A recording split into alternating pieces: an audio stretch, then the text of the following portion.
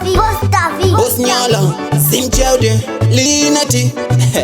Big up, Vanda, Boss Tavi, your Thunderman. Kapinda mgeto, inyo yote ngoma. Maketo yuti vanozibika ngoma. Zutakazira mazita nekuda kwengoma.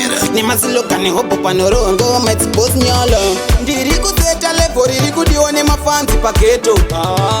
Andi mire kurova ngoma vane godonga vabve kumepo. Yekuti pese panda shika. Mafanzi ondibika. Andi Boss Nyala makaipa. Tininda vabilivisa. Shilivisa mafanzi nekuseta pesi. Andisi kumira kushika ndatora jesi. Auja bless, no man case. Ndarova ngoma rakonzeresa noise. Boss pamoromo pevano ngere pa debate. Kudiwa ni mabebi fanika moveti. Panya yadzi ngoma I'm a trouble cause. Ndakatobudisa panyuzi pepa kuchoza. Boss Nyala ndiri kuzeta level riri kudiwa ni mafanzi paketo. Andi mire kurova ngoma vane godonga vabve kumepo. Yekuti pese panda shika. Mafanzi ondibika. Andi Boss Nyala makaipa. Tininda vabilivisa na waimbo ndishora level rakora.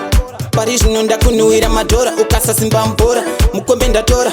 Kunganga mchapi wa muzore wegora. Makuza malaki nemapanzi makupata kaki. Nama inokuruwa pasteki makuimba feki. Zvinoda kugadzira mastera semshaki. Madosi ekufuma woitawo unlock. Ndiri kuzeta level riri kudiwa nemafanzi paketo. Andi mire kurova ngoma vane godonga vabve kumepo.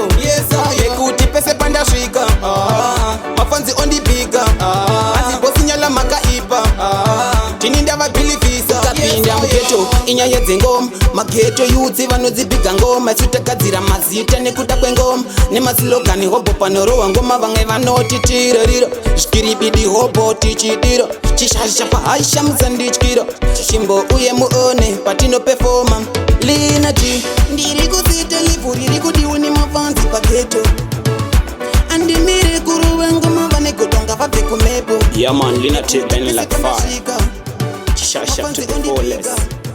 High voltage, Motwema gets. Ndininda vabilivisa. We tell them say Sim Chowder to the fullest. Chisha Chimana Jaja Kongaru music. Television. High voltage, Motwema gets. Yo, big up you, Velin, my sister. Your DX.